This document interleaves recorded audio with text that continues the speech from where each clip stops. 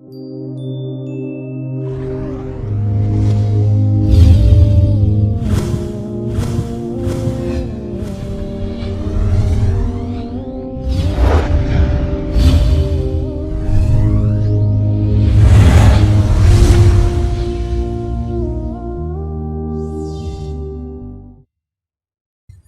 عليكم ورحمة الله وبركاته.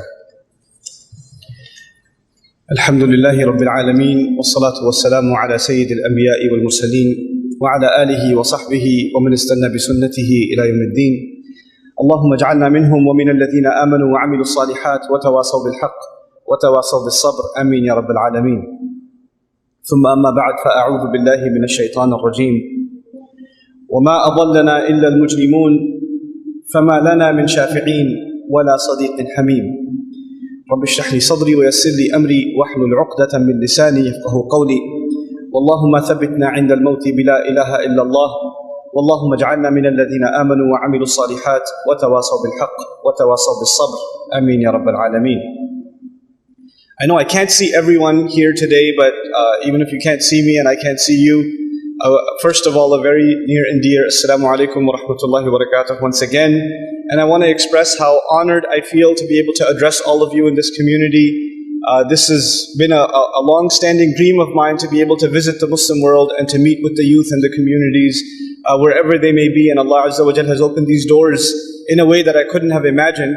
And so I'm extremely grateful to have the honor of meeting all of you. I don't think I'll be able to get to say salam to each of you individually, inshallah ta'ala, but regardless, know that I'm very grateful for your company tonight. And I start by asking Allah to make this gathering of ours of benefit to us here while we're here, and to accept it as an act of worship towards Him. And also that the barakah and the good, the unexpected good that comes out of this gathering is good for our lives and our children and our futures, inshallah ta'ala. So it's a pretty big subject, friendship.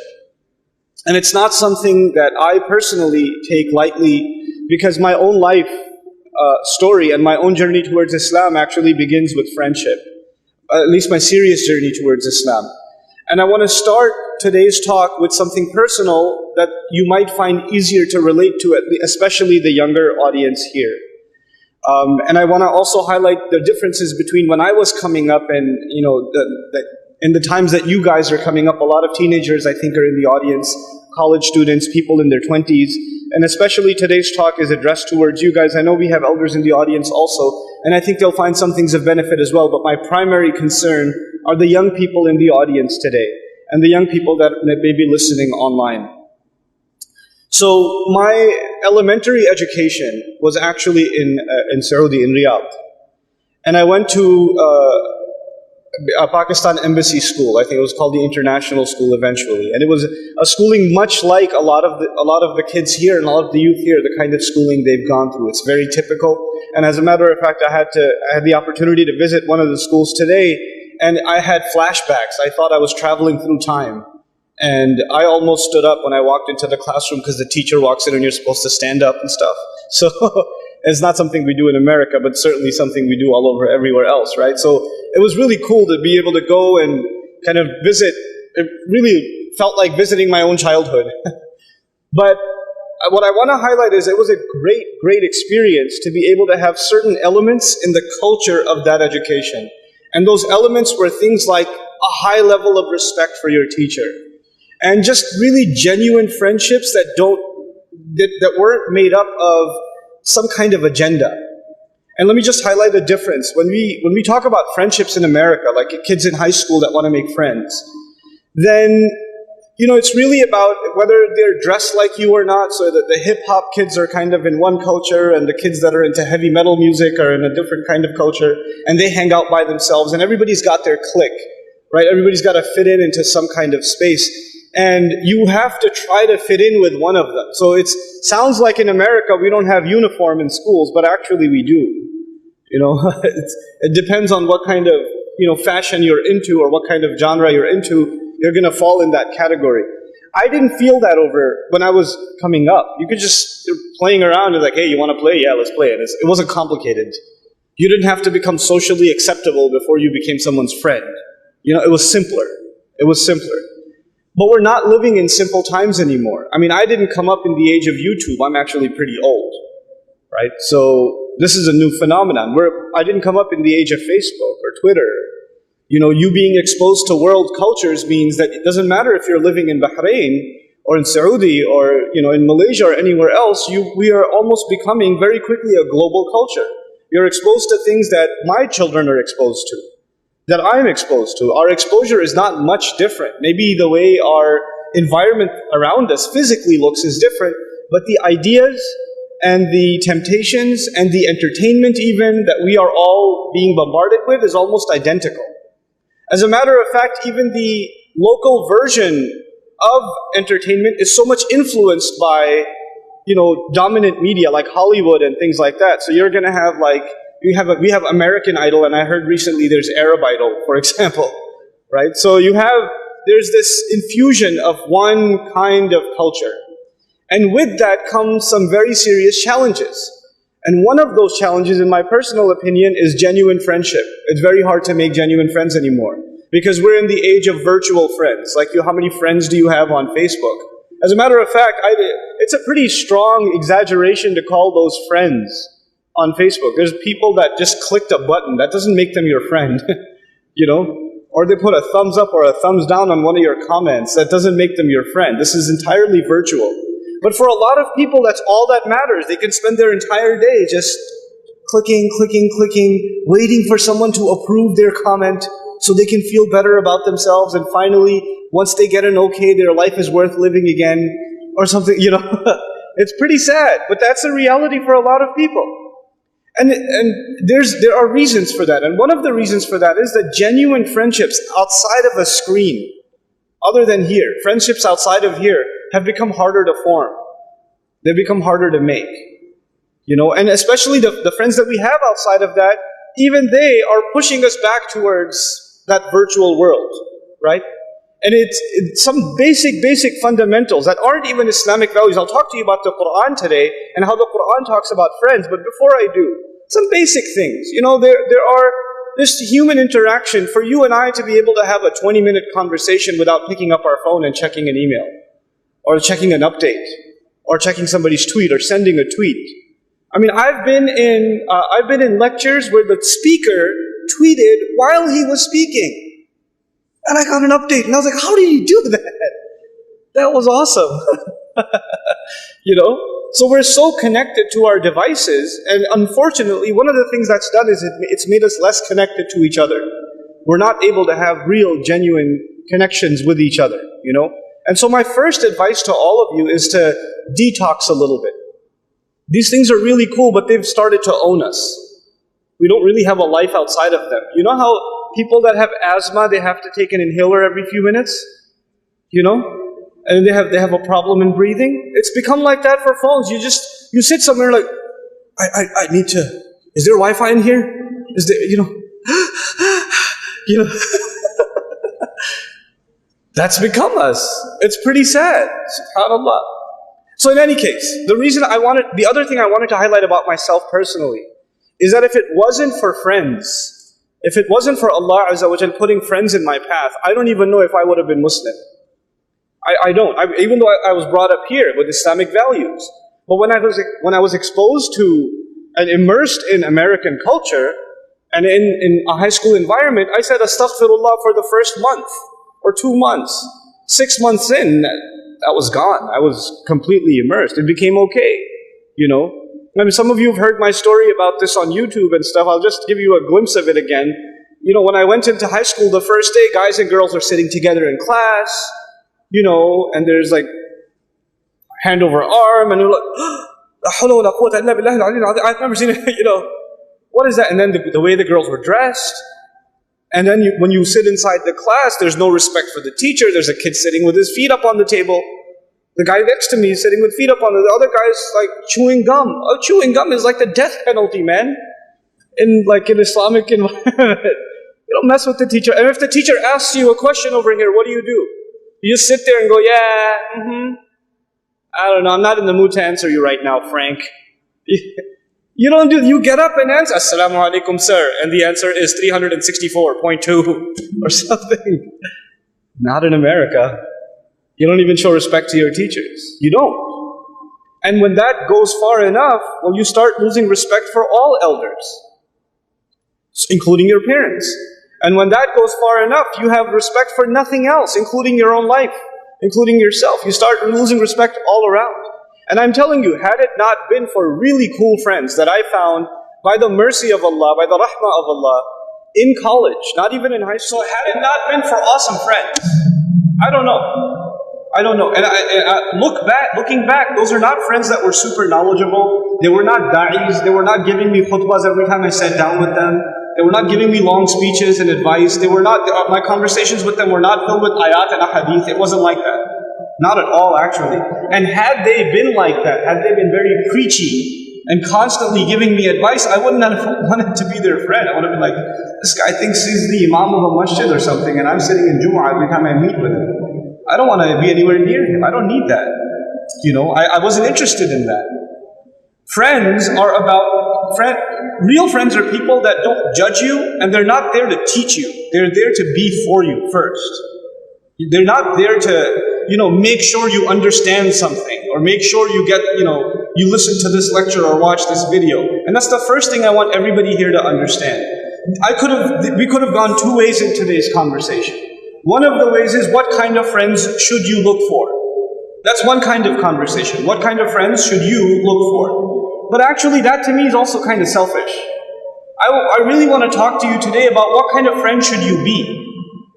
Not about what kind of friends you should have, but what kind of friends you should be. And when you become the right kind of friend, then Allah will put the right kind of people in your path. Really, that's what it is.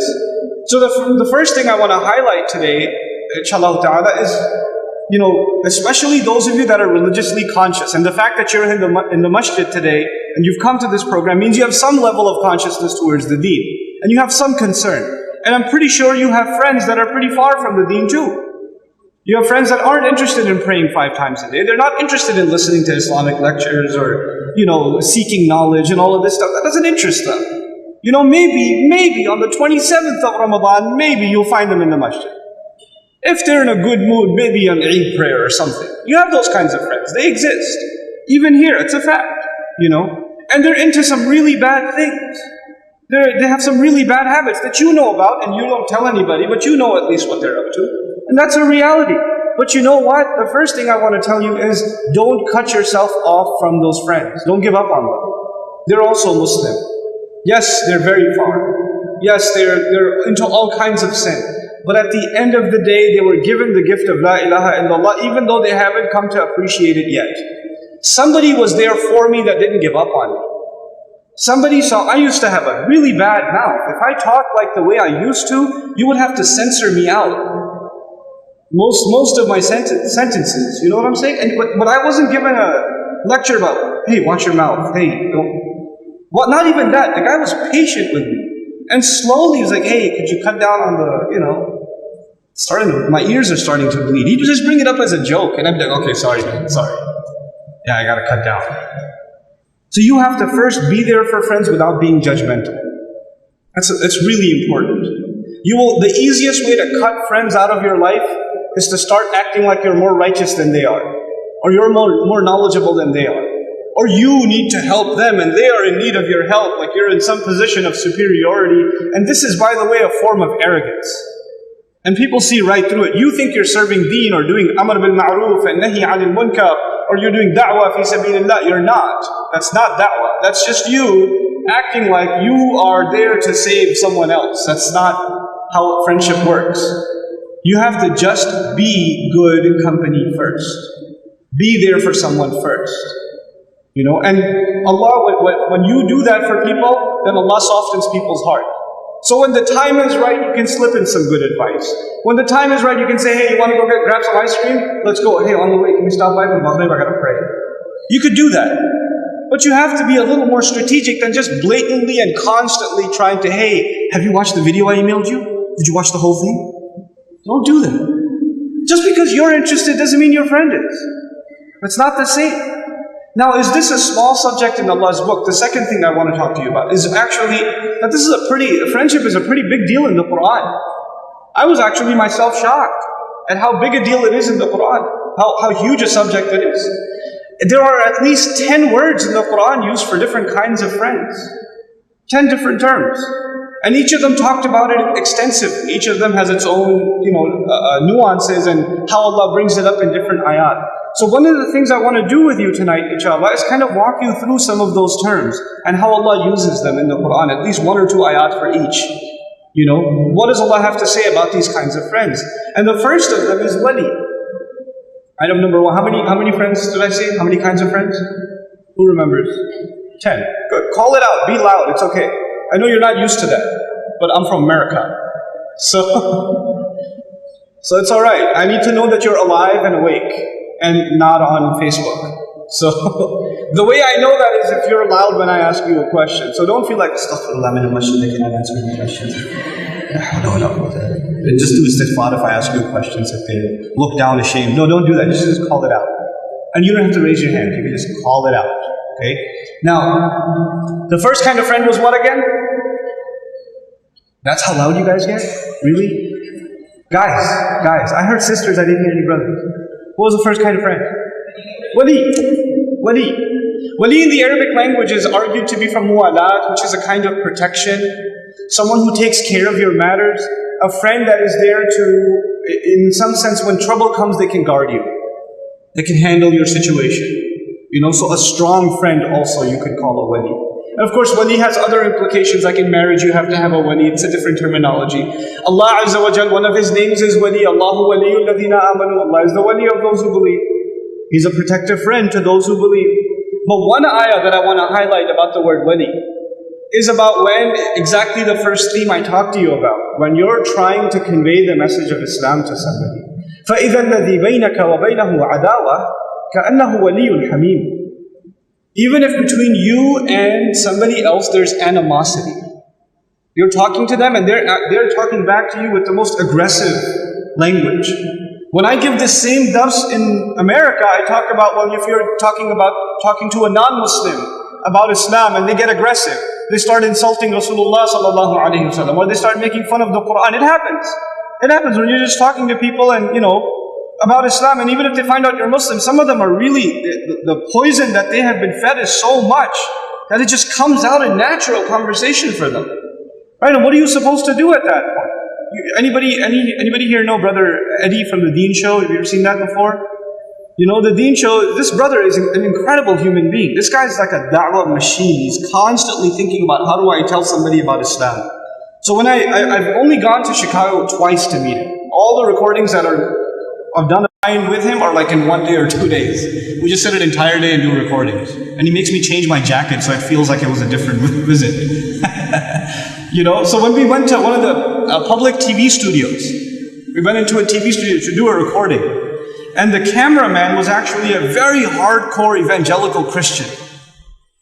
And it was one of those evangelical Christians who has attended a few sermons about how to develop answers for Muslims and accusations against Muslims.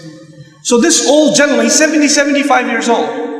We're done with the recording, he calls Brother Eddie and me over and he starts saying the most horrible things about Rasulullah sallallahu alaihi wasallam. Terrible, terrible things. And now are you going to hear things like that and be like, what'd you say? And if we do that, if we get aggressive towards him and start making fun of the Bible, or start saying, well, what do you know anyway? You people are this way or that way, and you kuffar, you etc. You know what? If that happens, then we've played into the hands of shaitan. That's what we've done. Let him say the most horrendous, horrible things, and at the end of it all, you're like, what literally we say, you want to go grab some coffee? You want to go grab some coffee and get some donuts? I heard there's a good donut shop around the corner. But you're a prophet this and you're a prophet that. I was like, hey, yeah. But I like you. Let's talk. I want to hear more from you. Tell me more.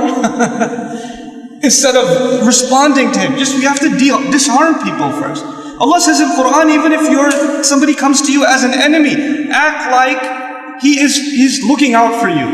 You have that kind of confidence in them. And Hamim comes from Himma, which is like a fever. It's a fever, literally a fever, like extreme heat, And it describes the intimacy of friendship. When you're that close with someone, there's a heat in your friendship. There's a closeness and intimacy in your friendship. I'm not talking about it in the romantic sense. I'm talking about it in the sense of you feeling so strongly towards someone, it heats you up. That's the idea in the Arabic literary sense. You know, this is the idea of hamim. And hamim, by the way, is one of the other words for friend. A friend that when you're with them, you feel warm inside. You feel comfortable. That's called a hamim. And you have to be like that towards someone who's aggressive towards you. Can you imagine? Before we move on from this one thing, I want to highlight, this is how you should be towards your cousin, your brother, your uncle. Because your family is the meanest to you. And they can be, and you can't get rid of them either. You know? So they'll say the most horrible things to you, and they will say them over and over again, and you know what? You can't say, like we used to do back in the day, kuti. No longer your friend. You can't do kuti with your cousin. It's not possible. You know, they're still your cousin. They're still your family. They deserve that you grow a thick skin. They deserve that you learn to take it and not respond in a reactionary way. You know, this is really the beauty of Islam. That we are able to bear with patience around people that are very outrageous, obnoxious. That's the first kind of friend. The second kind of friend is a sadiq. Oh boy, a sadiq. Sadiq comes from sidq. Anybody know what sidq means? Call it out. Huh? Truthfulness. Truthfulness is sidq. And a sadiq is actually a genuine friend. What that means is you're friends with someone for no reason except a genuine intention. In other words, you're not friends with them because being friends with them will make you feel more popular at school. You're not friends with them because, you know, when you're friends with them, then others will think more highly of you. Or they're really rich and you'd like to get a ride home in their car. Or you're not friends with them for an agenda. You're not friends with them because you want to get a job. You know, you're not friends with them because they're really smart at school and you could use the help for homework. You know, not for any of those reasons. When your friendship has no strings attached, it's true and genuine. You are friends with them for who they are. Not the things they own, not the status they have, not the artificial and superficial stuff. But it's a genuine friendship despite all of those things. That is sadaqah, actually. True, genuine friendship. No matter what. And you know what? Whether you have a job or not, whether you're doing good in school or not, whether you're having a good day or a bad day, a sadiq is a sadiq. They're going to be there for you. They're going to be there for you. And that's one of the hardest things to have in life, by the way, is a sadiq. You can have people that you play sports with, it's easy. You guys can have friends that you play PlayStation with or whatever, it's easy. It's not hard. You can have friends out, you guys have some pretty intense sports during your break in school under the hot sun, and the guys playing like volleyball and cricket and all that stuff in the heat. And you can make friends like that. That's easy. You can go have friends and go watch a movie together or whatever you do. Or hang out in the mall. That's easy. But having a genuine friend that is there for you whether you own a car or not, whether you have the money to pay for the food or not, And even a friend that when you are doing well in your deen, they're your friend, and when you start making mistakes, you're still there. They're still there for you. Man, that's a real friend. They don't give up on you because you're not righteous anymore. And that's the kind of friend you have to be. I'm not talking about the friends you shouldn't be looking for. Remember that. This is a conversation about what kind of friend should I be and what kind of friend should you be. I have to go out of my way. My high school friends, they're not like me. They're in a different world. We went different ways, and a lot of my high school friends are non-Muslims. But I try to stay in touch with them as best I can. Because they're my friends. And we'll come to that later. Can you have friends that are non-Muslims? We'll get to that part. Is that even possible? Yes, it is possible. Yes, it is possible. And the ayat that are there, we have to understand them properly. We unnecessarily make the worldview of Islam overly aggressive, overly angry, and we fuse our own frustrations into it, and it just hurts our vision of the deen. It really does. So that's true of non-Muslims. We'll get to that in more detail a little later, but your Muslim friends that have fallen off, that you don't see at the masjid anymore, guys. You come and then you don't see them anymore. Call them. Don't say, well, he's got different friends now, he does all kinds of bad things, I should forget it, I don't want to talk to him. Last time I talked to him, he said all this kind of stuff. No, let it go. Don't give up on your friends. And one of the greatest things about friendship is, it's an Arabic wisdom actually. صَدِيقُكَ مَنْ صَدَقَكَ لَا مَنْ صَدَّقَكَ. Right? Your friend is someone who's true to you, who's honest with you, not just someone who befriends you, not just someone who's friendly with you. In other words, when you're falling off, they're true to you and say, listen, I care about you. I don't want you to do this. I want to help you. And whatever it takes, you are honest with your friends. And sometimes you have friends around you that are all fake. They're all fake. And you do the wrong thing and they encourage you. And they're afraid to say something, because if they say something to you or you say something to them, the friendship might come to an end. So I don't want to say anything because they get really upset. You don't know, my friend, they get really angry, So I can't say anything. But that's your friend, man. Look at what he's doing. Look at how he talks to his mother. You should say something. No, bro, you don't know, man. That's how he talks to his mother. You don't know, he gets really angry. He makes the Hulk look calm. I can't talk to him. No, don't do that. On the one hand, don't be judgmental to your friends, and on the other hand, don't be deceivingly just friendly no matter what. You can be friendly and honest at the same time with your friends. And that's a condition of friendship. And this is one of the things that people on Judgment Day that are on the wrong side of Judgment Day. They're heading towards hellfire. They're heading towards Allah's judgment and justice. May Allah not make us from them. Allah says about them in the Quran, وَمَا أَضَلَّنَا إِلَّا الْمُجْرِمُونَ. Nobody misguided us except the criminals. So they're saying that it's not our fault we're going to hell. It's not our fault we're in trouble on Judgment Day. It's criminals that misled us. Bad people misled us. Now who are these people? فَمَا لَنَا مِنْ شَافِعِينَ. We got nobody to make a case for us. Now a shafi' is someone who likes you, and when you're getting in trouble, they stand in the way and say, no. He's good, he's okay. Like imagine you're in trouble with the principal and the teacher comes in and says, he's a good student, I'll take care of it. He comes in the way. That's shafa'ah. They say, today nobody's coming to back us up. Nobody's got our back today. And then they say, وَلَا صَدِيقٍ حَمِيمٍ. Sadiq. This is the only time this word is used directly like that in the Quran. They say today, we have no true friends that are close to us, that are showing us love. No loving true friends. SubhanAllah. You know what Allah is saying? The converse is also true. The people on the wrong side of Judgment Day will complain, we have no true friends today. And the people on the right side of Judgment Day will actually be on the opposite end. And they will have the shafa'ah of Rasulullah sallallahu alayhi wa sallam. May Allah qualify all of us for them. And they will have genuine friends. They'll have friends that were true to them here and there. And that's the other thing about this. Why do you lose friends? You lose friends sometimes because you're honest. You're truthful.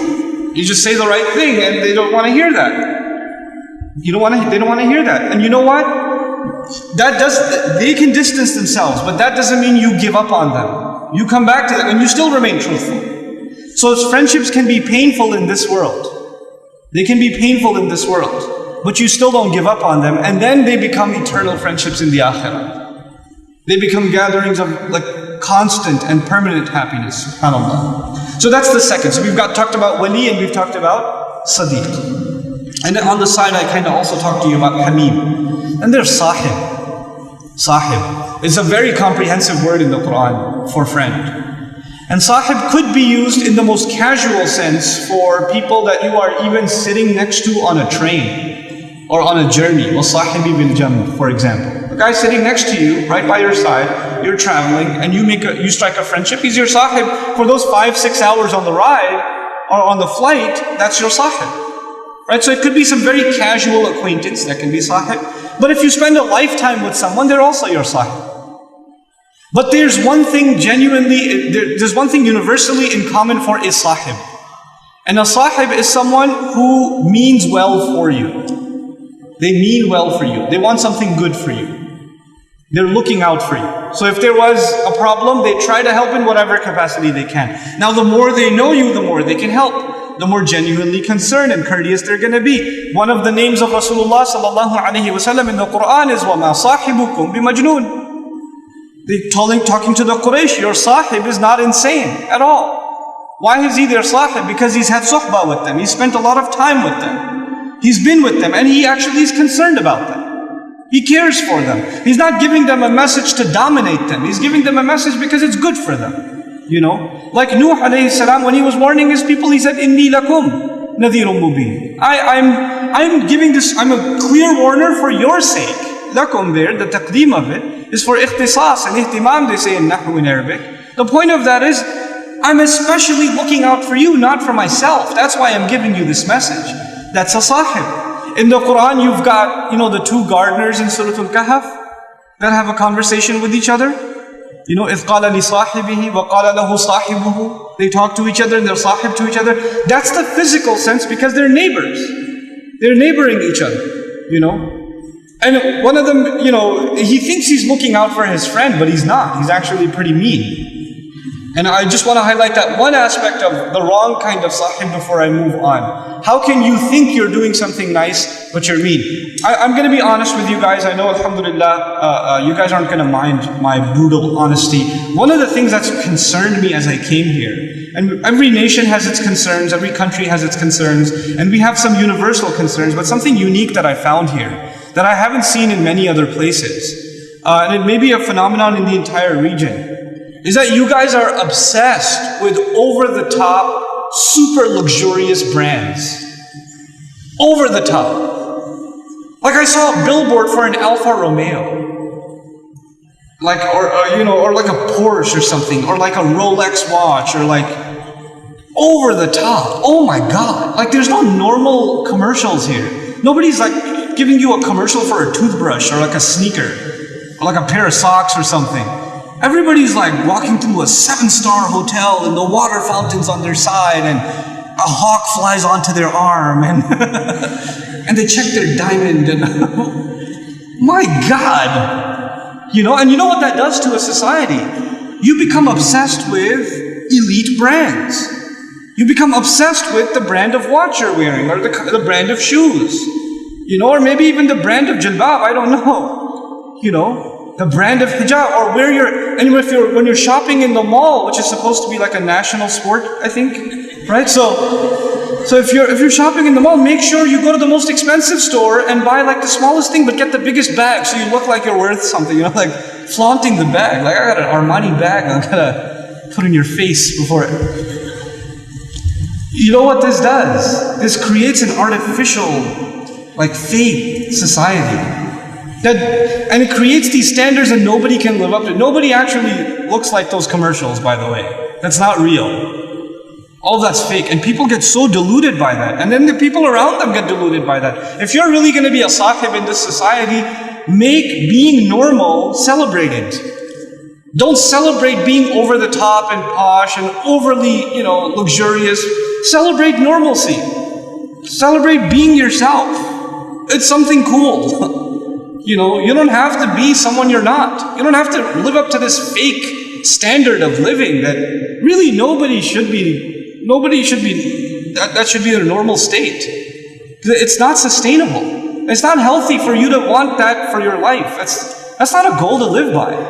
And by the way, if that's your goal, like you're always going to be smiling and like checking your brand name watch and then flipping on the giant screen TV and overlooking the balcony of this amazing hotel, and jump into the swimming pool and all of that. If that's the life you're dreaming about, you're going to live a miserable life.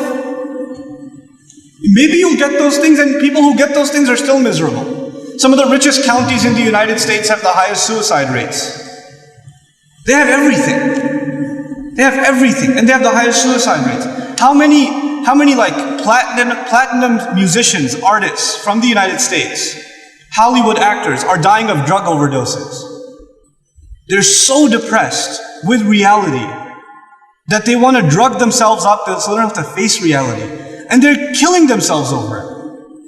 These are not people you want to be like. These are people you want to feel sorry for. You don't want to be like them, It's unfortunate that an entire generation of Muslims all over the world is like going crazy over pathetic, sad cases like Justin Bieber. I feel sorry for the guy, honestly. Honestly, I feel sorry for him. He's a kid. And they've set him up to, they've put this like crazy world around him. And people are like crying and like having spiritual experiences when he walks by and stuff. Like, why? Why? This is part of being sahib, being responsible citizens to your people. Setting a standard for what you should live up to. When you start not being so deluded by fashion, deluded by brands, and so deluded by the next material thing. Oh, I only have an iPhone 4, I can't be your friend. You have an iPhone 5. You can't be like that. Don't stand in line like 300 people outside the Apple store when the iPhone 5S comes out. Don't be one of those people. It's okay. You will be able to, I promise you, oxygen will still be available. You'll still be able to breathe and live your life if you're not the first one to have it. You know? And about the people who buy it, guess what? They don't keep it in their pocket. I put it in front of them in the musalla, Allahu Akbar. So the guy next to me, 5S. Sami Allahu liman hamida. Like, come on. You know. So that's sahib. That's sahib. Don't be a show-off. Don't be, and it's talked about in the ayat of Surah Al-Kahf. Today's not a dars on Surah Al-Kahf, or those two people, I think somebody must have put that thing on YouTube. But I talked about the conversation between those two gardeners, and how it's a really insightful conversation about people that are super materialistic and like to make other people feel bad because of the things they own. Like they slip it in, yeah, this is just, it's a cheap bag, it's Gucci, but it's cheap, you know. It was on sale, 800, 1,000, you know. It's not a healthy way to live. And it's not something you want other people to feel. And it actually shows that you're not a concerned person for the rest of society. The next term, so we have wali, let's see if you remember any of them. Wali and what else? Sadiq and what else? Hamim, good memory. Hamim and what else? Sahib. So I want to talk to you a little bit about this other term, walija. Occurs once in the Quran. Walija. Comes from the verb walaja. And walaja yaliju in Arabic means to enter, to penetrate deeply. Like Allah says, يَعْلَمُ مَا يَخْرُجُ مِنَ الْأَرْضِ وَمَا يَلِجُ فِي الْأَرْضِ مَا يَلِجُ فِي الْأَرْضِ وَمَا يَخْرُجُ مِنْهَا, right? He knows what goes into the earth and what comes out of it. So walija in Arabic is a friend who is all up in your business. They know all about what's going on in your life. And they're deeply involved in your affairs. Like you can trust them so much that you can share anything with them. And you don't just share with them, they're actually involved. They're involved. Now this is a very special kind of friendship. It's not a typical friendship. It's not someone you're nice to and hang out with and text back and forth, and even they're genuine to you and other things. This is a very close form of friendship and very rare to find nowadays. This is someone you can trust with your bank account. This is someone you can trust with your house.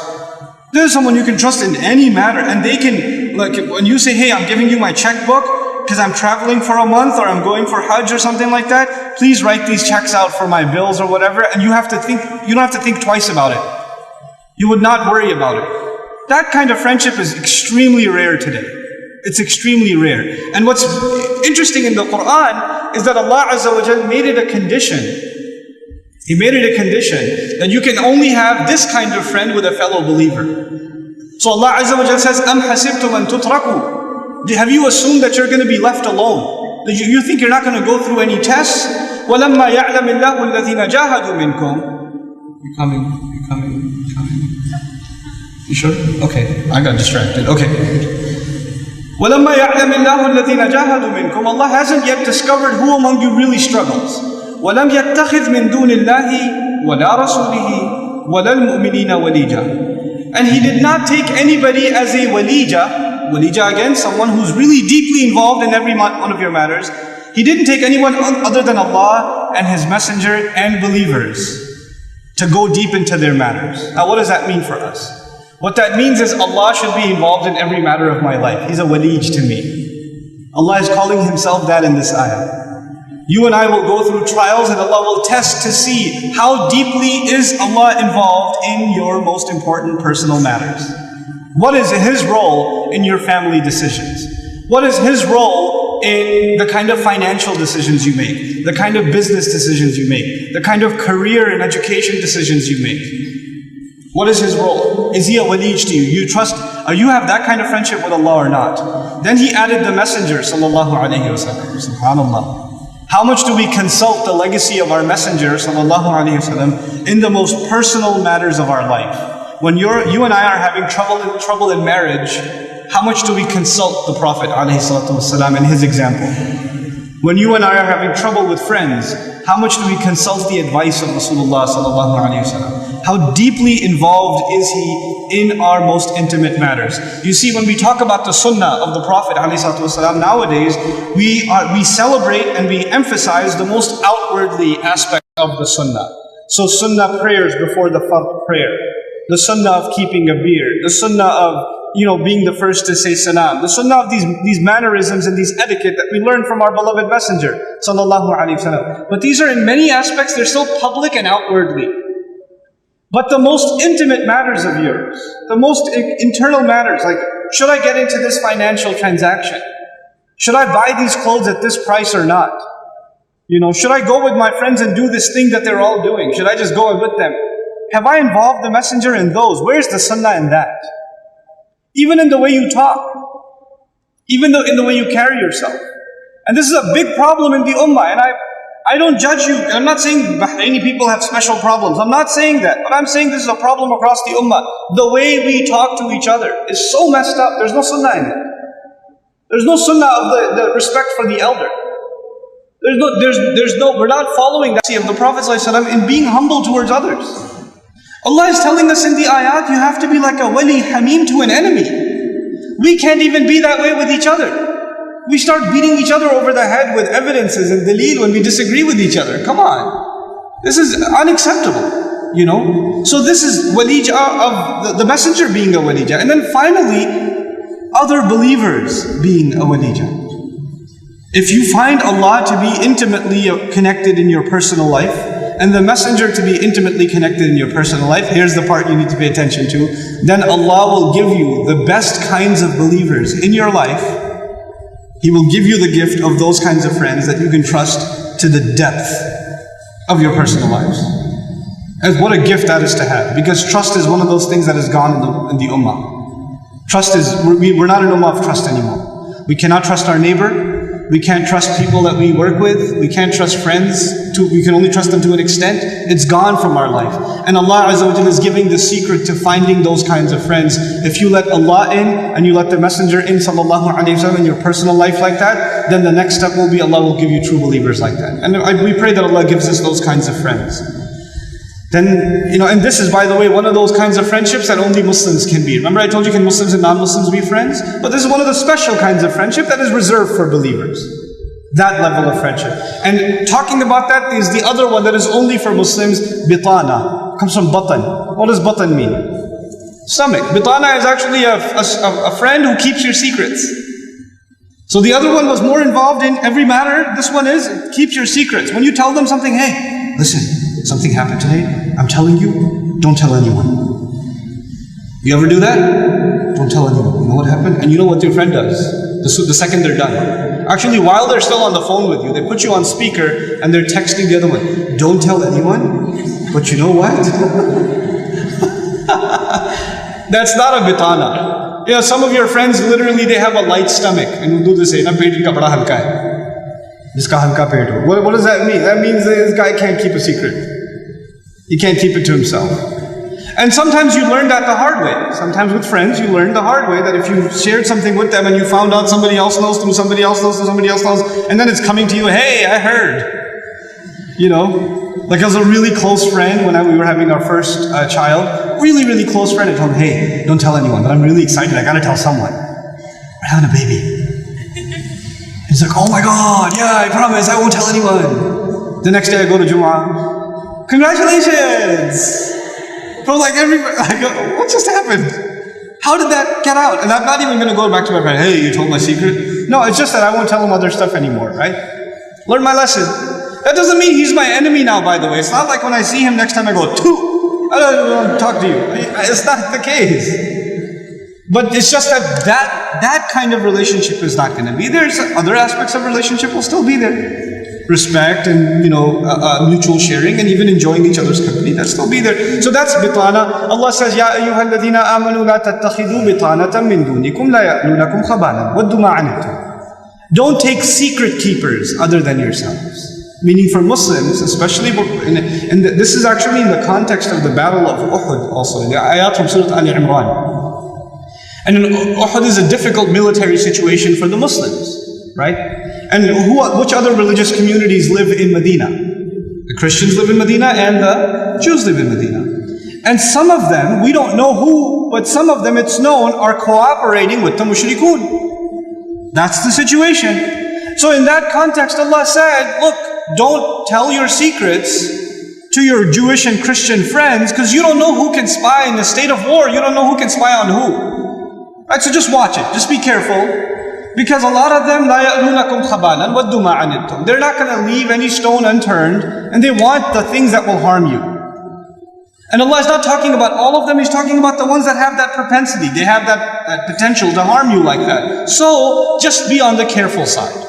Just be on the careful side in that context. Now, to me personally, Allahu Ta'ala A'lam, what I find the most convincing in these ayat is if you look at context first. In the context, what we're finding is a state of war and a tense situation where there's a lot of intelligence leaking can cause lives, right? So you might think you just casually talked about, yeah, we met the Prophet today, at this one's house. It's like not a big deal. But you know what? It might be a big deal for someone trying to assassinate the messenger, or trying to attack the Muslims, or something like that, right? So it could be casual to you and a big deal to somebody else. And it may even be that the non-Muslim you share the secret with doesn't intend you harm, but through him somebody finds out who does intend you harm. So it can perpetuate like that, right? So keep your close secrets to the closest among you. That's the idea. لَا يَأْلُونَكُمْ خَبَالًا. And some of our ulama even talked about, don't, even among Muslims, generally among Muslims, don't share all of your secrets. And since I'm on this subject, just a side advice to all of you, those of you that are married especially, don't talk about your marriage problems to just anybody. Don't do that. Don't do that. Don't email 10 shuyukh your marriage problems. It's wrong. It's not right of you to do that. Hunna libasun lakum wa antum libasun lahunna. You may be frustrated with your husband or your wife and you want to resolve the situation. The best thing to do is find someone personally that you can trust, a leader in the community, an imam, a scholar, somebody else, a counselor even, and talk to them privately about it and make sure they're going to keep it confidential and deal with it that way. Don't Facebook your problems and don't post your problems publicly. It's not right to do that. And the only people who will be harmed by that is yourself. People will have no respect for you because these are very private things. And sometimes these things when you share with others, people will say, what kind of husband is this? He's talking about his wife like that. What kind of wife is this talking about her husband like that? And you think people are going to sympathize with you, but people are also going to say, how can you talk like this? And there's always the other side, right? There's always the other side. So I can understand that some of you are in very difficult family situations and friendship situations, and you need to talk to somebody, but don't make a public spectacle out of it, inshallah ta'ala. So that's bitana.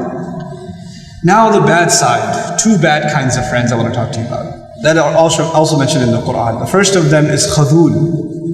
Khadul by definition, khadala in Arabic, is from close to the meaning of khada'a, deception. Khadul is a friend who only acts like your friend until the moment of truth, and then you see their true colors.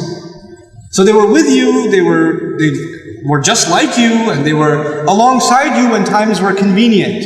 And then when times became tough, all of a sudden they disappear on you. And you were relying on them to be there for you, but they're nowhere to be found. This kind of thing is called khadul. And this is a sirat al-mubalagha. It's extremely deceptive. An extremely disappointing friend who leaves you hanging at the worst possible time. And this is the description in the Quran of shaitan. وَكَانَ الشَّيْطَانُ لِلْإِنسَانِ خَذُولًا. Shaitan has been a khadul to the human being. Why is Allah saying that? Because man, he's going to act like your friend in this life. He's going to make you get into things and he'll convince you it's for your own good and it's for your own entertainment. He will make you watch movies and watch filth. He will make you buy stuff. He will make you go places. He will make you say things. He will make you build the wrong kinds of friendship, all of it. And you'll think, man, life is good. I'm living it up. This is all khadal. Because when you get to Judgment Day, he's nowhere to be found. Where is he? I thought he's going to help me out here. I listen to him so much. The Judgment Day comes and he goes, look, hey. I'm not an authority over you and you're not an authority over me. Let's just enjoy the barbecue together. That's what he's going to say on Judgment Day. So this is khadul. And this is something, you have to ask yourself, are you that kind of person? Are you the kind of friend who you're with your friends, and when they need you, you just kind of conveniently send them the voicemail. Oh, you called? Oh, I didn't even know. Yeah, you knew. You knew, but you just, you're like khuduling it right now. That's what you're doing. Don't be that kind of friend. Don't be that kind of person. If you're going to be friends with someone, be a reliable person. Reliability is an important quality in friendship. And not having reliability is one of the easiest ways to lose friends. Some people, you're lucky to have them as friends. You're really fortunate to have certain friends. You don't want to mess that up because of your irresponsibility. Because you weren't, doing your part, subhanAllah. Now the one that's tough to talk about. Khadan. Khadan is actually a friend that you are attracted to, boyfriend, girlfriend. That's khadan. A friend that you have the possibility of being attracted to. The thought might have crossed your mind. Now you cannot prove for somebody that the thought has crossed their mind. But we were just friends on Facebook. We just talk sometimes. He's just doing da'wah to me. I've heard all of it. I'm from the US. And it's not like it ain't happening here. I'm not blind. Okay? I'm really happy to be in a Muslim country, but I'm not blind. This stuff is going on. And you know what? Allah Azza wa Jal talks about this in the Quran directly. It's pretty cool that He does. Like you would think Quran only talks about really sacred things. And it doesn't talk about, like boyfriends and girlfriends, but it does. It does. When the ayat of marriage come up, Allah Azza wa Jal says, muhsanatin ghayra musafihatin wala muttakhidati akhdan. That when the women that should be qualified to get married, the kind of women men should try to marry are women that are muhsanat. You're bringing them into the protection of your family. You want to start a family with them. That's the first thing you look for in a girl when you want to get married. Is this the girl I want to have a family with? Would she be a good mother? Is she good to her own mother? Is she a good child herself? Does she have family qualities herself that she would be a good family? If you are rebelling against your parents and he's rebelling against his parents and you want to get married and all of that, well, you know what? It sounds like an Indian movie for a while, but eventually you know what's going to happen. You are going to have the most miserable life because you don't have the fundamental values of what it means to be in a family. What it means to be in a family. What it means to have loyalty to people that have raised you, that have taken care of you. You have this fluffy, stupid idea of what love means. First of all, stop watching Indian movies, for God's sake. Stop. Please. How many times can you watch people running around a tree? Enough. And it's gotten filthier and filthier and filthier. My God. I went to a restaurant not too long ago with my children in Seattle. Halal restaurant. We looked it up and it was a halal restaurant, so we went. And they're just, halal restaurant, for their entertainment, they got like Bollywood on. I literally had to turn my children around and myself turn around and, because it's so filthy. It's so disgusting. Like, how can that play in your homes? How can you have mothers and daughters and sisters and wives in your homes and have that in your home? That's disgusting. Stop it. It's not acceptable by any stretch of the imagination. You're destroying your families by doing this, What you allow these are friends you've made, these digital friends you've made that you're watching all the time, subhanAllah, the harm they have. So, coming back to akhdan though, what does it mean? وَلَا مُتَّخِذَاتِ أَخْدَانٍ. First of all, look for a wife that is going to start a family with you, that will be in the protection of the fort of your home. And then, غَيْرَ مُسَافِحَاتٍ, that you're not just there to get your lust out of the way. You don't just think she's cute and that's it. I want to marry her, she's so beautiful. I can't stop thinking about her. You don't know how many of those emails I get. Oh my God, I have so much fun reading them too. Brother, there's this sister, I was giving her da'wah, I want to marry her. No, you weren't giving her da'wah to Islam, first of all. That's a different kind of da'wah you were doing, my friend. And let's be real. And then you want to marry her. Have you talked to your parents? No. They would kill me. Have you talked to her parents? No, astaghfirullah. I was like, then go to the store and buy yourself a baby bottle and suck on it. You're a baby, you can't talk to your parents, can't talk to her parents, then you're not a man. When you become a man, call me back. Until then, sit in a corner and cry. You know, come on. These relationships that you think are so awesome, and you know why? And I'll fill you in a little. I'll fill you in, especially the teenagers in the audience and the young people in the audience who kind of just recently kind of shot an email and somebody emailed them back and a little Facebook thing happened, and, you know, a little wink and a little hee there in the playground, even though it's a separate school. But in recess you saw each other like hee like a little bit of that happened. Let me just fill you in a little. You know, all of this is a product of low self-esteem. You think you're ugly. So if a guy thinks you're cute, you're like, really? I'm beautiful? You know, you have low self-esteem. You think nobody's going to like you, nobody's going to want to marry you, and all of that stuff. And on the other hand, there's the guy, like, you know, we don't have good friendships and good relationships, so we're looking for something. And most of the guys, I don't have to tell you what's going on in your head. You and I have ijma' on this issue. The things that go on in our head. There's no reason for me to explain all of that to you, you know. But, you know, just because you have raging hormones and you're like daydreaming about girls and things like that, it doesn't mean that you're in love. It just means that you haven't controlled your temptations yet. And you're ruining somebody's life. You're ruining an entire family. You realize what you're doing? And you call it love? You tell me if she was like 50 pounds fatter, you still be in love? Because she's the same person, same ruh inside her jasad, right? If she was a burn victim or something, if her hand burnt off, or her ear was missing, you still be in love? Or you find somebody else to love all of a sudden? And if you can't answer that question honestly, then come on, you're not in love, you're just hormonal. That's all you are, you know? This is what we've done to relationships that are supposed to be beautiful. Marriage is supposed to be a beautiful relationship. It's supposed to be a lifelong relationship.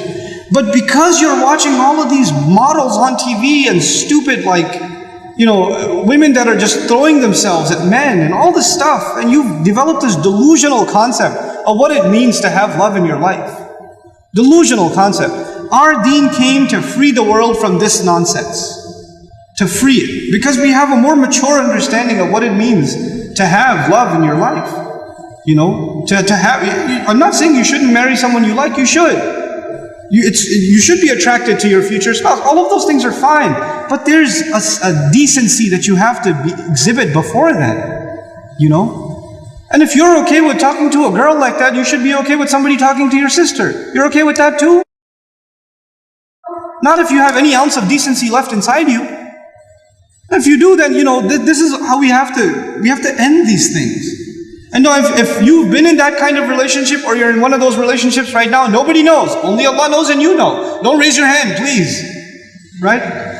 But I'm saying, and you're like, oh, after today's lecture, I have decided I no longer want to be your friend. You know, don't even write that, because even then you're looking for a response. You're kidding yourself. And then you're checking, did she write back? Yes, we should no longer be friends. And then you'll write back, you're right, we really shouldn't be friends anymore. And then she'll write back, yeah, never again. And then you'll write, you're still doing it. Just stop, just cut it off. Just cut it off. It's not good for you. And guys, I've done a whole series on shame, so I won't repeat the whole thing because it took hours and hours and hours, but I will tell you this. It's okay to be attracted to a girl. Allah put that in you. You're not evil for finding a girl beautiful. It's not haram for you to feel that way. You have to control it though. You have to control yourself. Our deen teaches us self-control. And if you cannot exhibit self-control in one aspect of your life, you'll lose self-control in other aspects of your life. Same thing for you. Same thing for you. Control yourself. Control your giggle. Control your overly friendly demeanor in certain situations. Don't be oblivious to, don't say we're just friends, or he's like a brother to me. If he ain't your brother, he ain't your brother. That's it. That's it. Either he's your brother, you share a mom, or he's not. And that's the end of it. We're like friends, we're just friends. There's no such thing. Every time I talk about dumb Muslims, I get a list. We're just friends. Like that. It's a thing. Okay, moving along. So, we talked about that a little bit, and I will talk to you about the next kind of friend is a qareen. That's a really cool kind of friend. I've talked about it extensively. I think there's a lecture of mine online on it. So I won't give you a long dars on qareen, but I do want to tell you one thing about qareen. Qareen is someone who is an equivalent to you. Actually, qaran in Arabic is used for a rope. The same rope holding two camels together is qaran. In Lisan al-Arab, Ibn Mandur argues, when two camels are standing together and they're tied by a rope, that rope is called a qaran. So a qareen is someone who's side by side. This one moves, this one's forced to move. They're always moving together. So the friend of yours that you're always hanging out with, you're always on the phone with them, you're always on their Facebook, they're always on your Facebook, they're always tweeting to you, you're tweeting to them, you're calling them, they're calling you, you're going out, you're like, hey, you want to come? They're going out, they call you, hey, you want to come? You're always with them. This is a qareen. And you have a lot in common too. Qareen is someone you have a lot in common with. You can't tie two camels together, one is really short, one is really tall. You gotta have some equivalence. You can't tie two camels together, one is really fast and one is really slow. You understand? So they have to have a lot of, they're very similar to you. You think like one, you like share a brain or something. People see you in a public gathering, they think, hey, are you guys twins? Are you guys brothers? Are you guys sisters? You're like, no, we're just friends. You know? That relationship is a qareen. That's a qareen. Now you can have a good qareen and you can have a really bad qareen too. You can have a bad qareen too. The ayat in the Quran, you know, about Jannah. The guy who made it to Jannah and said, Inni kana li qareen. I used to have a qareen. I used to have a friend in college. I used to have a friend in high school. We always hung out together. We did everything together, man. Everything. You know? I don't see him in Jannah. And then he finds out he's in Jahannam. And then he remembers how their friendship broke off. Because his friends started making fun of the akhirah, started partying, started living the life. And then the qareen said, look, I can be a sadiq to you. I can be a sadiq to you. I can be true to you. I can be concerned about you. I can even be a sahib to you. I can no longer be a qareen for you. I can't be with you in everything. You're going to the party, you're doing drugs, you're drinking alcohol, you're womanizing, you're watching filth on the internet, you're doing all this stuff. I can't be a part of that. But I still care about you. And I'm still going to try to stay in touch. And next time I go eat some pizza, I'll still invite you. Because I'm not giving up on you. But I can't be a qareen anymore. You see the nuances of friendship? Right? So he says, literally, I thank God I didn't stick with you. You know, you almost threw me off the cliff. In kitta la turdeen. You almost threw me off a cliff. If I stuck with you, you would have eventually convinced me to do the kinds of haram and evil things that you do. It would have been inevitable. And what we're learning therefore is the people of Jannah. Listen to this carefully. The people of Jannah were almost people of hellfire. There are some people in Jannah that were almost in hellfire, and the only difference was they gave up certain friends in a certain way. They gave up certain kinds of company. Their sincerity remained, but they said this friendship, this always being together is not worth it with this one person. It's not working. This is not good. It's making me a worse person. And some people will have the maturity and the strength to cut those relations a little bit, not entirely like I keep saying, and some people won't have that strength. And that might be the difference between who's in Jannah and who's in Jahannam. That's pretty serious stuff. That's really serious stuff. So watch out who your constant friends are, who your best friends are, who your friends that you're always talking to are. What are they talking to you about? What are they like? You know, one of the things that we're forced to do in the United States is to give our children freedom, to make whatever choices they will. When they go to school, they'll make all kinds of friends. And the kind of friends I will approve of, and the kinds of friends I won't approve of. It's not up to me who their friends are. I can only try to guide them as only so much, and then they'll have to make their own choices. And it warms my heart when sometimes I hear from my daughter, we're just having a casual conversation, you know who your friends are, and she'll say, yeah, I used to be really good friends with this one. And I can't say the names because I know their names, and now it's going to be on records, I can't say it. I used to be friends, you know, with this one.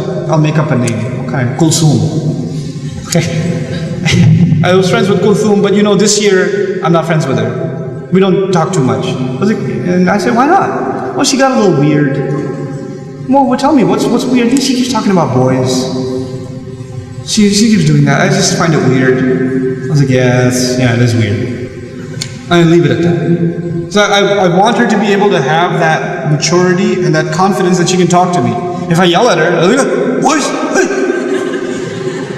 Let me call the principal right now. It's not going to work. You know, you can't clamp down on those things. You have to enable children and youth to be able to make mature choices themselves. You know, until we've given them that kind of maturity, then we're going to keep telling them this is haram, this is haram, this is haram. They're still going to keep doing it. You have to, empowering people with choice. So this is a little bit about qareen. And now, towards the end, I just have a couple of things left to share with you. And the first of them is the two best kinds of friends mentioned in the Quran. From what I can study, the best kinds of friends you can have, and therefore the best kinds of friends you can be. One of them is Khalil, and the other is Rafiq, in the Quranic sense. These two terms are two of the most beautiful describing friendship in the Quran. So let's start with Khulla. Khulla is used in the Quran, for example, وَاتَّقُوا يَوْمًا لَا بَيْعٌ فِيهِ, you know, وَلَا خُلَّةٌ وَلَا شَفَاعَةٌ لَا تَجْزِي نَفْسٌ عَنْ نَفْسٍ شَيْئًا وَلَا بَيْعٌ فِيهِ وَلَا خُلَّةٌ وَلَا شَفَاعَةٌ. Fear a day, be cautious of a day where you're not going to be able to, nobody will benefit anybody else, nobody will pay off anybody else's debts. You will not have any sales that day, you will not have any friendship that day. That kind of friendship, khulla. Another word like a dharf that comes from khulla is khilal, when something goes through something. Linguists argue that khulla or a khalil is someone whose friendship penetrates deep into your heart. You have a deep-seated love for a friend that you care about and miss so much when you're not with them. That's a khalil. Like you're always thinking about them. And you wish you were back with them. That kind of friend. That's again a rare kind of friendship, right? And this is the kind of friendship Allah Azza wa Jal had with Ibrahim alayhi salam. وَاتَّخَذَ اللَّهُ إِبْرَاهِيمَ خَلِيلًا. He was a khalil to Ibrahim alayhi salam. And then also in the Quran, Allah Azza wa Jal says, الْأَخِلَّاءُ يَوْمَئِذٍ بَعْضُهُمْ لِبَعْضٍ عَدُوٌّ. That friends, those kinds of really close friends, that had so much love for each other, Judgment Day comes and they are enemies to each other. They're enemies to each other, إِلَّا الْمُتَّقِينَ, except, the only exception is al-muttaqeen. And those of you that are Nahu students, you have al-akhillau marfu', it's akhillau with a dhamma, and إِلَّا الْمُتَّقِينَ is mansoob. It's called istithna mufarragh. It's a very strong form of istithna in the Arabic language, exception, meaning the only possible exception to that is people who protected themselves. Meaning, protected themselves from making the wrong kinds of friends. Everybody else, you can think you're the best friends, man. This is my ultimate friend. This, you know, how we say in America, this is my dog. You know, you don't probably say that here. It doesn't work. Like, what'd you call me? I'm no longer your friend. But you know, but that kind of friend, Judgment Day comes and they're no longer friends. Except people of taqwa. What does that mean? Make your friends based on how conscious of Allah they are. You know, how responsible they are to their deen, to their family, things like that. Last couple of things, inshallah ta'ala. Judgment Day comes around, and Allah Azza wa Jal says, وَيَوْمَ يَعُضُّ الظَّالِمُ عَلَى يَدَيْهِ يَقُولُ يَا لَيْتَنِ اتَّخَذْتُ مَعَ الرَّسُولِ سَبِيلًا. The day of judgment comes around, and the wrongdoer is like chewing on his hands. He's like biting his hands out of frustration and saying, if only I took up a path alongside the messenger. Sallallahu alayhi wasallam. What does a path mean? It's a very beautiful illustration in the Arabic language of a lifestyle. If I only had a lifestyle that is alongside, parallel to the lifestyle of the messenger, sallallahu alayhi wasallam. And when you go on a path, when you go on a particular path, then you will find particular travelers with you on that path. Every road has different cars, right? You can't have every car on every road. So when you take one road, you only find certain cars on that road. When you're on one flight, you only find certain passengers on a certain flight. When you're on this path, there's only certain kinds of people that want that destination that you'll find. And those are the friends you'll end up making. This is a really powerful lesson in Quran, because the next ayah is about Ya waylata laytani lam attakhidh fulanan khalila. I don't even know if there's another ayah in the Quran that has more hasra in it than this one. Ya waylata, and then waylata, not waylati. Waylata, this is done for exaggerated hasra, it's mubalagha and hasra. And then laytani, on top of that more hasra. And I keep saying the word hasra, it means regret. This ayah of the Quran, possibly the most regret anywhere in the Quran. The ayah filled with the most regret is about what? I wish I didn't take this guy as a friend. Lam attakhidh fulanan khalila. I wish I didn't take. And literally it says, I wish I didn't take so and so as a friend. And a khalil, I told you, is someone you have deep-seated love for. And if you have so much love for them, you would know their name, right? You would know their name. But Judgment Day comes and you have so much regret and so much hate, that hate fills your heart so much, you can't even remember their name. They're just a fulan to you. لَمْ أَتَّخِذْ فُلَانًا خَلِيلًا. That's the regret this person has. The wisdom in these ayat, I can't possibly talk about all of the things in the ayat, but just one thing I want to highlight. When you play a certain sport, you will make friends that also play that sport. You're going to go to the playground, you're going to find other people playing that sport, you'll make friends with them. When you play a certain video game, you'll find other people playing the same video game, you'll make friends with them. You understand? We make friends based on proximity, especially around our interests. People that are interested in the same things that we are, we end up making closer and closer friends with, and the bond strengthens, right? You're on the same team every time, you cooperate with each other in and off the playground, and you just kind of develop a bond. That's why teammates are really close friends, right? Or cadets in military school are really close friends because they do all the exercises together and they develop a bond together, right? Now this is the kind of friendship that is being described when the man says Ma'ar Rasul. That if I only took up a path alongside the messenger, if you are really into something for the sake of Allah, you join an organization, you help a project that is trying to do something to help society, that's doing something to help people, that's doing something to teach people deen, some good project. It doesn't necessarily have to be a da'wah project, it could be something that's it's good for the Bahraini people, for example. Or it helps the youth, like, Care One, you're volunteering here. You know what's going to happen? You're going to start making friends that share the same concern. And as you get more involved in those activities, those are some of the closest friendships you have, because those friendships were formed under the shade of Allah. Like you came together because of Allah. You came together because you want to be part of the legacy of the Messenger sallallahu alaihi wasallam, and then these friendships are formed.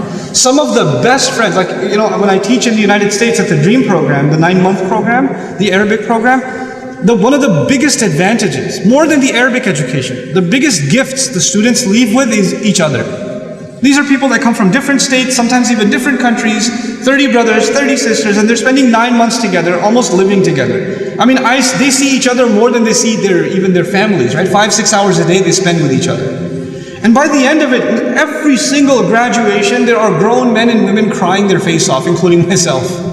Because we're going to miss each other so much. Because such a bond is created, right? So that's what you want to do. You want to have friends that you formed because you share a mutual positive activity.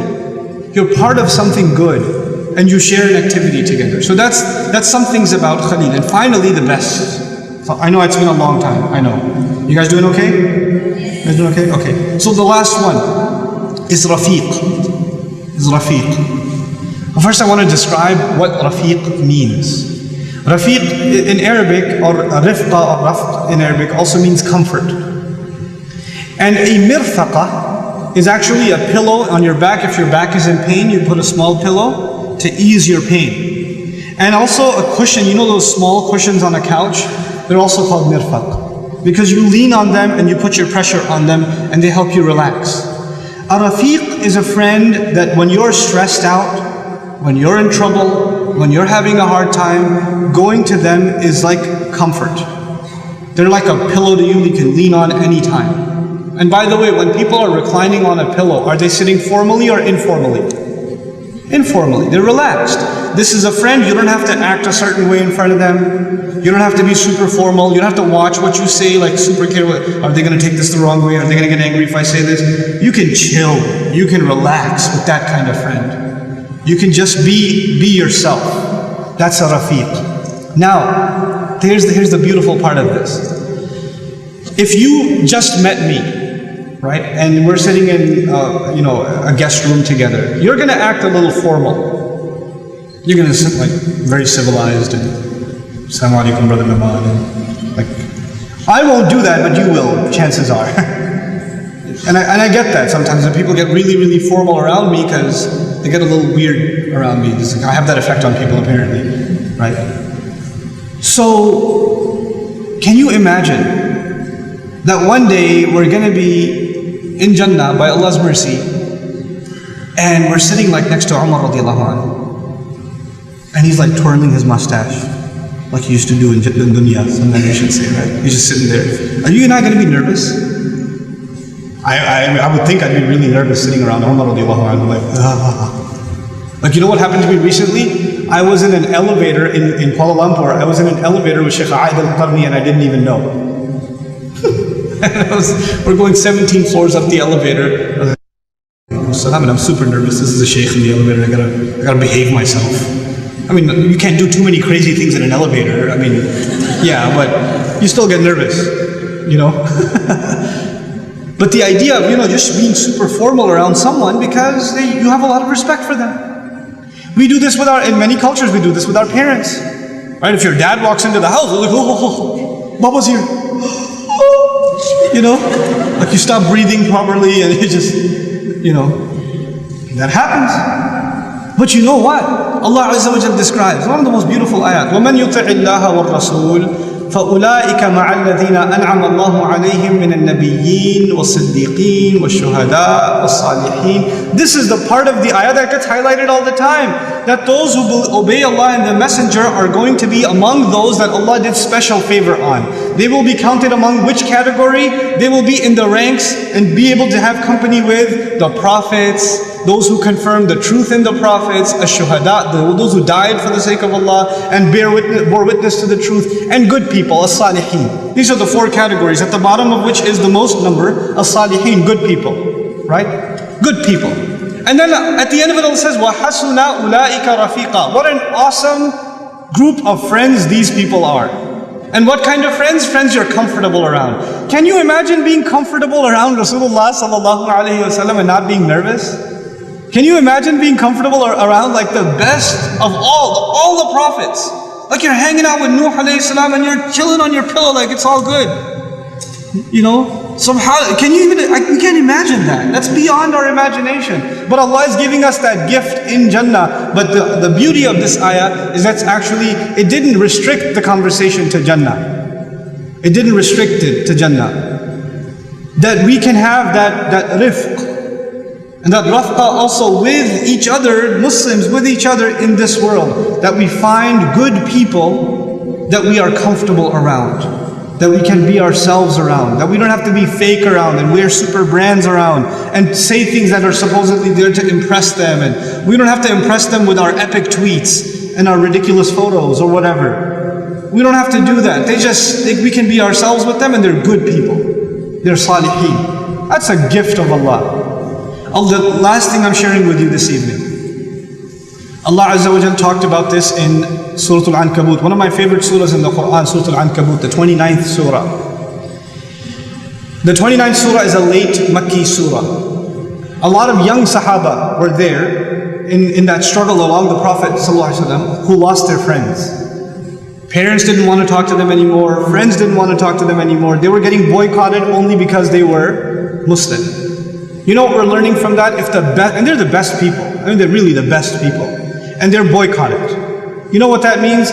When you decide to take a turn in your life towards Allah, chances are you will be boycotted by your friends. Chances are you will lose friends along the way. Chances are your people are not going to want to hang out with you anymore. You used to hang out with your friends and do all kinds of things with them. Now you say, no, I can't do that. I don't want to go there. I don't want to do this. No, I'd rather not watch that. You had a friend, you guys used to talk about girls all the time, but then something came and you made istighfar, then he calls you again, yo bro, guess what I just saw? Guess who I just talked to? And you're like, I don't want to talk about that, bro, it's okay. Whoa, what happened? Well, you were okay with that last month? Yeah, that was last month. I'm not like that anymore. Come on, really? And they're trying to reel you back in, right? But then you just stop yourself. You stop yourself and you say, no, I can't do that anymore. So you know what's going to happen? They're going to say, you're no fun anymore. It's no fun hanging out with you anymore. And they'll cut you out. Again, you don't give up on them, but they will. They have no reason to not give up on you. They'll give up on you. And that they can make you really depressed. You can feel like, ever since I started getting more serious about Allah's deen, I started losing friends. And friends are a big part of life. It's a really valuable thing to have in life, right? What are we going to do without our friends? So what does Allah say as a consolation to these Sahaba who are losing friends? Who are even losing family in some cases. Their parents are giving up on them. Like Sa'ad ibn Abi Waqqas radiallahu ta'ala, right? What does Allah say to them? He says, وَالَّذِينَ آمَنُوا وَعَمِلُوا الصَّالِحَاتِ لَنُدْخِلَنَّهُمْ فِي الصَّالِحِينَ. People who have iman, people who do good things, I will absolutely enter them, I will inject them, absolutely, no doubt about it, into the company of the righteous. The ayah before I told you, you will be, one of the gifts of Allah is that you will find friends that you are comfortable with that are righteous. But then you say to yourself, well, how am I going to get those friends? In this ayah Allah tells us, look, you lost friends, I see that. You're isolated, you've been boycotted, I see that. You continue to believe in me and do the right thing and you watch. I will put you in the middle of really good people. I will do that for you. لَنُدْخِلَنَّهُمْ فِي الصَّالِحِينَ يعني في الدُّنْيا وَالْآخِرَةِ. He will enter you into good people's company here and in the next life. What more can we ask for? And I can tell you, this is an absolute fact. It's an absolute fact. The organization I represent, for example, is not a one-man show. It's not just me. Actually, most of the things that get done in my organization, almost all of the things that get done in Bayin, get done by someone other than myself. I'm actually the one who does the least amount of work at my organization. Everybody else does the work. But Allah has put people in my path that I couldn't possibly have found them through a job search or through I need some good volunteers and things like that. Allah put them in my path. And they're priceless people to me. They're the most valuable people to me, you know. And some of them are friends, some of them are employees, and even as employees they're friends, and they're the most valuable assets you can imagine. People that are in business can testify. People that are in business know the hardest thing you can find is people you can trust. A business partner you can trust, an employee you can trust, you know? It's the hardest thing to find. And Allah is saying, you just try to do the right thing and I will give you that. I will give you the ultimate gift of great friends. And that's really what we want. We want the salihin to be our friends, the good people to be our friends, righteous people to be our friends, so that comfort we have with them in this dunya doesn't disappear in the akhirah. You know, Allah already said that. Friends will be enemies on that day. People are going to run from each other on that day, but not these people. إِلَّا الْمُتَّقِينَ. Except people of taqwa. So that's really my hope for myself and for all of you. Be on the lookout for good friends, but more than that, you be the good friend yourself. You be a source of good influence. Don't be a consumer, nobody's good friends with me, therefore I'm messed up. Well, why aren't you yourself a source of goodness? Why aren't you leading the way? Why aren't you the first to say, no, I'm not impressed by the hype. You know, I'm going to be who I am. I'm comfortable with who I am. I don't have to fake it and try to be someone I'm not. You know? And especially to the girls, I'm telling you, and I'm done with this talk, with the younger girls in the audience and the young sisters that I have. One of the crises that we have in the US, and I think it's all over the world, is self-esteem for Muslim women. Self-esteem for Muslim women. You know, you have non-Muslims that can dress however they want, and we have restrictions on how you can dress. And you feel like, well, I have to look ugly and they get to look so beautiful. And some girls feel that way. And why do I have to wear this thing? You know? Or why am I so short? And why am I so fat? Or why am I so skinny? Or why am I so this? Or why are my eyes so far apart? Why is my nose so big? Why are my teeth not aligned? Why? You're so overly conscious of yourself. Why is there this dot on my cheek over here? If you stretch it so much, you might see it. Oh, it's so ugly. And you're like looking at it for 35 minutes in the mirror. You know, you have to find comfort with yourself. You have to be comfortable with who you are. This is really important, you know. And don't wish for what somebody has. وَلَا تَتَمَنَّوْا مَا فَضَّلَ اللَّهُ بِهِ بَعْضَكُمْ عَلَى بَعْضٍ لِلرِّجَالِ نَصِيبٌ مِّمَّا اكْتَسَبُوا وَلِلنِّسَاءِ نَصِيبٌ مِّمَّا اكْتَسَبْنَا وَاسْأَلُوا اللَّهَ مِنْ فَضْلِهِ. So beautiful. Don't wish for what other people have. Oh, I wish I was as tall as this one. I wish I was as wealthy as that one. I wish I had those clothes. I wish I looked like that. I wish. No, actually Allah made you awesome. That's it. It's good enough. And the parents that are in the audience, it is your absolute responsibility, especially to your daughters, to compliment them. It's not wrong of you to tell them they're beautiful. You should tell them they're beautiful. Because if they don't hear that from you, they're going to look to hear that from somebody else. Dummy. Do it yourself. You have to do that. You know? Our girls have low self-esteem because nobody validates them. Nobody tells, especially the fathers, especially, not the mothers. Mothers love anyway. You know? The fathers, you have to go out of your way to compliment your daughters. And stop having the attitude that nothing they do is good enough. Stop talking down to them. It's killing them. It's killing them. In our deen, we always talk about the rights of the parents, and they have rights, but they have responsibilities too. You know, this is why they'll end up in bad kinds of relationships if we don't do that. If we don't take care of this scenario. So these are just a few things I wanted to share with you about friendship. I pray that this discussion was of some benefit to all of you, inshallah ta'ala. I'm first of all really, really honored to be here. And tomorrow, I'm giving you a heads up right now. Tomorrow's talk is going to be a lot different from today's. You know why? Because I'm not going to be sitting at a table. I can't see everyone. So I'm going to be walking around. I prefer doing that because it's scarier for you. Because you never know if I'll pick on you and stuff. And it's better. It keeps you awake and afraid. You know, worried for your dignity. So, and I don't mind picking on sisters. I'll pick on you. I'll just, like, no, he would never. Yeah, I would. So, you know, but inshallah ta'ala tomorrow, I wanted to especially talk to the young people, and I want the younger people in the front rows tomorrow. Because I want to make eye contact with you and talk to you about responsibility. And it's an important conversation. You know, being adults, being responsible. That's the conversation inshallah ta'ala tomorrow. I hope I see all of you then. Barakallahu li wa lakum fil Qur'an al-Hakim wa nafa'ani wa iyyakum bil ayati wa dhikr al-Hakim. Assalamu alaikum wa rahmatullahi wa barakatuh.